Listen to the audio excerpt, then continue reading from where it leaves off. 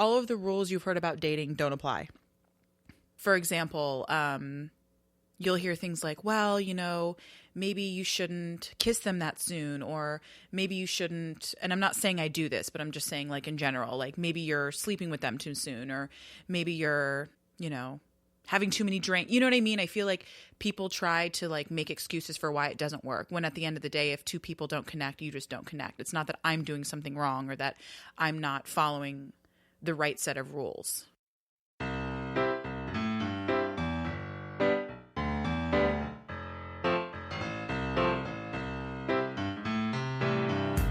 Welcome to another exciting episode of Time Well Spent with Ronald, the podcast no one asked for, yet someone is listening to. Let's get right to it. The person you just heard talking was my friend Jessica. Jessica, like me, is in the dating world, attempting to make sense of a seemingly endless field of mismatched people whilst trying to ascertain the rules. Per her statement, I think I might agree. Maybe there are no rules in dating. The whole reason I threw myself into couch shopping was because my own dating situation was more conducive to excessive wallowing than any actual progress. I don't think I'll ever have it as difficult as women in the dating world of today. Based on the stories my women friends have told me, I'm beginning to understand how much I take for granted being a man in the world of dating. One important note that any single person will tell you is that we change our approach and philosophy almost constantly. Giving up is common. If I had a penny for every time I heard a single person mention they gave up on dating, I would have like 50 cents, give or take a penny. However, I think you get it. I mean, 50 is a lot. Maybe I should have said dollars. Anyways, I digress. Here's Jessica speaking about giving up on dating altogether. Now, she mentions talking with me on camera. She's talking about my show, 10 Minutes with Ronald, which technically you're listening to now as it evolved to its current form. Kind of like an Eevee. That reference was for a niche audience. Gotta catch them all. Seriously though, here's Jessica. I don't know. Before the last time we spoke on camera, I said that I was throwing in the towel. That's happened probably 9 more times since, where I've given it a solid effort. And when I say solid effort, I say anywhere between like 5 and 10 dates. And then I take a break, and then I don't know why I keep doing it's like doing the same thing 10 times in the same way and expecting a different result. What Jessica is describing here is called insanity.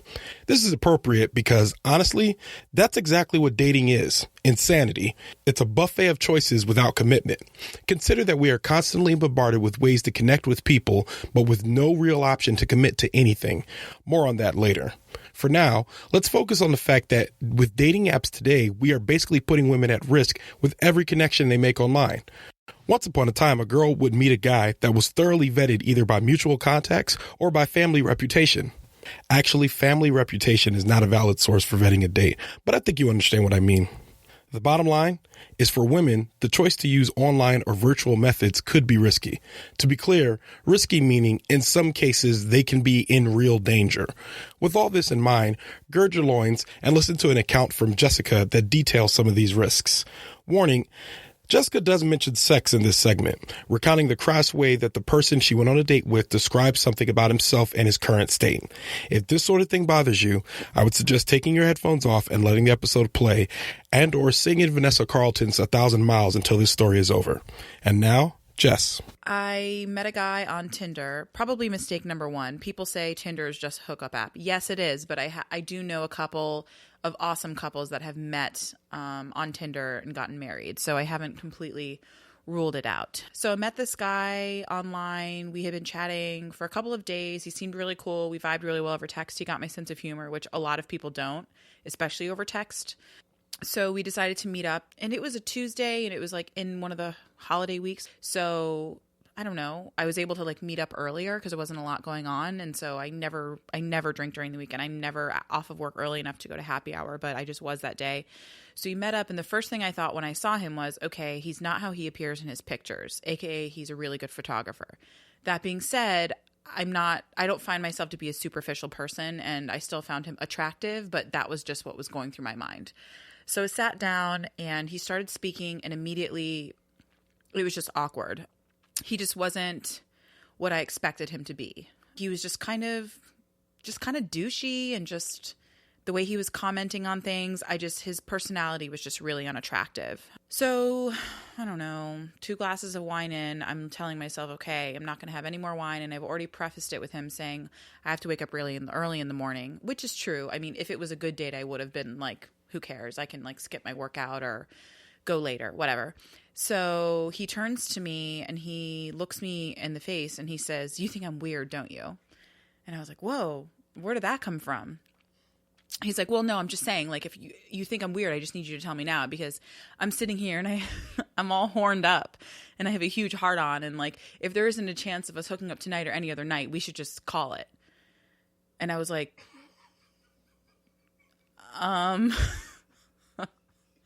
all right. So I was just like, I don't even know what to say. You saying that made it weird. And like, you know, I'm pretty much going to just say bye. And then he's like, "No, I'm going to the bathroom and we're going to talk about this when I get back." Like, he was my dad. And then he went to go to the bathroom. I told the bartender, I was like, "Hey, I'm trying to leave like now, and this guy's really weird. So please keep an eye out so that I don't like die or something." And he's like, "Yeah, cool." I mean, he didn't really care. He didn't attempt to save me. So the guy came back and he just was like, and as he sat down, he like smacked me on my butt, on like the side of my thigh. And I was just like, okay, whatever. And so I grab my stuff and I go, and he's like, and I stand up to go, and he goes, "Well, where are you going to go? I mean, you called an Uber. So what, you want to ride or something?" And I was like, "No, I would never get in a car with you ever. I'm leaving and I don't ever want to see you again." And so then I was like a little tipsy. I was pretty tipsy. I hadn't eaten since like 10 o'clock that morning. And so I just basically was like, I'm going to go to the most populated area I can find. And I ended up at Harris Teeter, and I was hungry, and I bought some Hot Pockets, and I texted my best friend being like, "Yo, I need to come over. I just can't believe that happened." And so then I Ubered to her house, and as I'm like scarfing Hot Pockets, like it's the last meal on earth, I was telling her the story, and he texts me and he's like, "So are you into me? Y/N ? And then he put like 4 devil faces. It's like, at what point in time did you ever get the signal that I was interested in you at all? Was it the moment where you were just really weird, or when you told me that you had a boner, or when you smacked my butt?" By now, you should understand why the title of this episode is No Rules. Maybe it should have just been called No Home Training, or No Good Sense, or No, Dude, Just No. So we probably can agree that at the very least, that dating story tells us what not to do when we're actively on a date with someone. So at the very least, there are guidelines. But then there's Jessica's next dating story that leads me back to square one. So I met this guy, really cool guy. We hit it off really well. He had a really cool job, and we had a date on like a Sunday, and we immediately made plans for the Monday. And then in between Sunday and Monday, I did some like pretty good internet stalking. I am a really good internet sleuth. I could get paid to do this. In fact, shameless plug, if someone wants to pay me to stalk someone, and because they don't want to feel shameful or embarrassed, I will gladly do it for you. The reason I found out that this dude has a girlfriend is because I found his dog's Instagram. And through his dog's Instagram, I found his girlfriend that was tagged. I confronted him on it, being like, "Dude, if you are in an open relationship or you want a side chick, no judgment. That's on you. That's on your conscience, but I don't want to be involved at all." And he's like, "No, I swear. You know, I was in a really long-term relationship. We broke up 2 months ago, but we still run in the same circle. Like, we do share a dog, and maybe what you're seeing on Facebook is different than what I'm seeing because you're not friends with her and she's kind of private."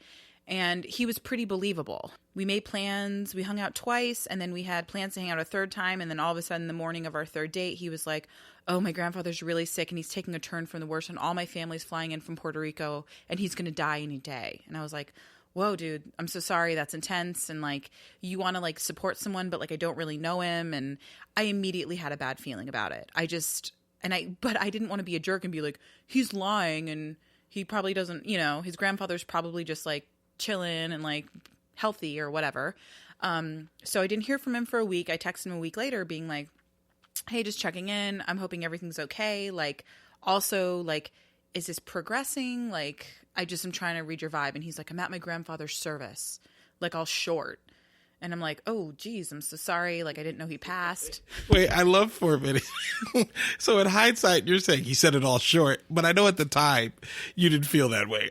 I knew at the time you were like, oh man, this dude's grandfather. No, I felt awful. Yeah. I was like, oh my gosh, I'm being such like a needy, basic, like, oh my gosh, are we going on our third date or not? Like, when also, if he's dying or / if this is a funeral, around at what point in time would you be ready to have a date?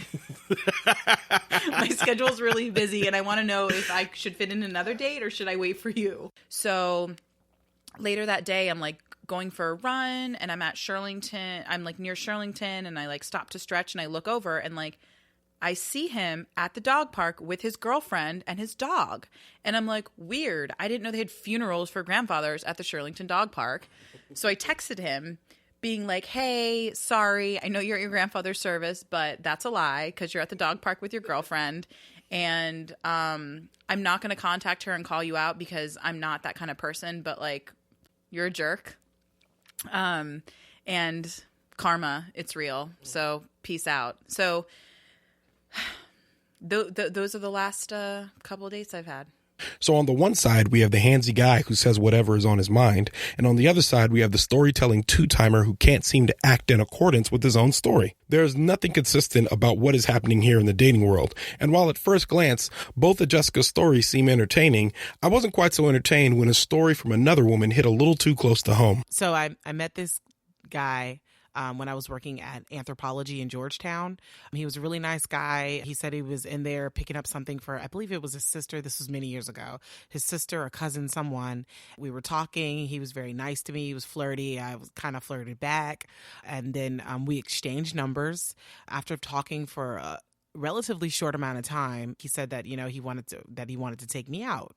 So I was like, great, that sounds good. When do we want to go out? So it was either a Friday or a Saturday night, and we met at the Bangkok Joe's in Georgetown. We were sitting there, and it started nicely. He and I were talking. It seemed pleasant enough. He was very charming, very nice guy. I was my charming self as normal. And we ordered our food. We sat down, and we're seated. We ordered our food. Our food comes out, and when our food arrives, he said that he had to use the restroom. And I was like, okay, great. And I'll, wait for you. No, go get started. I don't, want your food to get cold or whatever. So, of course I was waiting because I figured it wasn't going to take too long.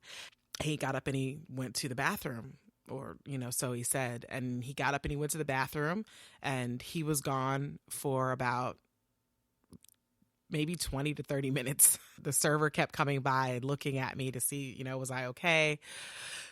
Come to find out that he'd left the restaurant. The server, said, where did that guy, wasn't there someone with you? And I said, yeah, he said he went to the restroom, and he's the first time I remember him asking me, is he okay? I said, I hope so. He said he went to the restroom, and he said, okay, well, we're going to make sure he's okay. We'll send somebody into the bathroom or whatever. So they never came back and said he's okay. The guy just kind of kept coming back and saying, are you okay? Are you good?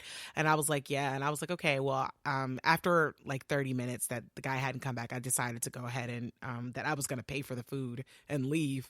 But the server was not having any of it. No, that guy, I think he left you here. How dare he? You're such a nice lady. You're always so nice. And because I'd eaten there before at the Bangkok Joe's. But anyway, you're very nice and so pretty. And he was, a really nice guy. And they said that they were gonna take care of the food, and they gave me dessert to take with me. But the guy did. He texted me later and asked me, was I okay? Or something to the fact of, is everything okay? Are you okay? Did you make it home okay? Or something dumb like that. And I was just like, are you, like, what happened to you? Why did you leave? Like, was there an emergency or something?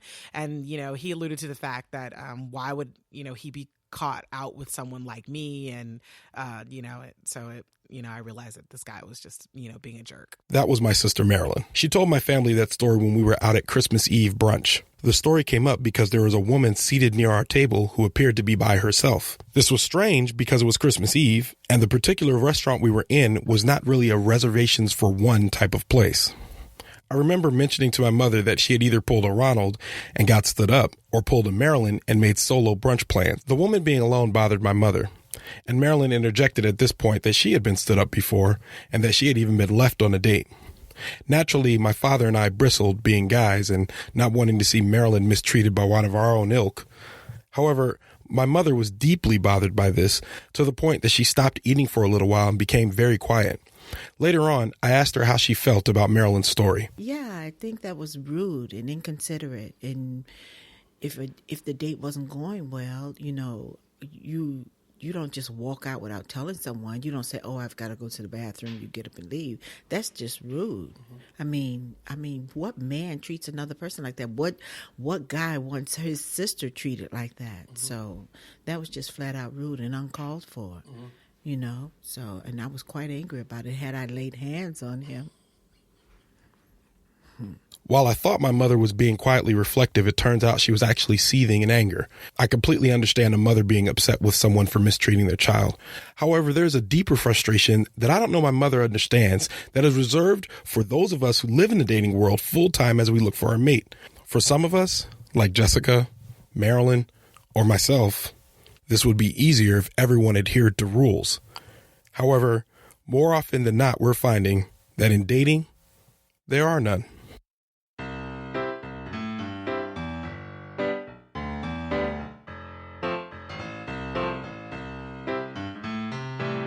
On our next episode, we will continue to talk about dating, but we'll bring in reinforcements. Who, you ask? Tune in next time to find out. Time Well Spent with Ronald is a production of OhitsBigRon Studios. Creative support from Michael Ulysses Jefferson. Theme music provided by royalty-free music from Ben Sound. Special thanks to Peggy Lee Young, Marilyn Denise Young, and Jessica Taylor. Time Well Spent will return in 2 weeks. Thanks for listening.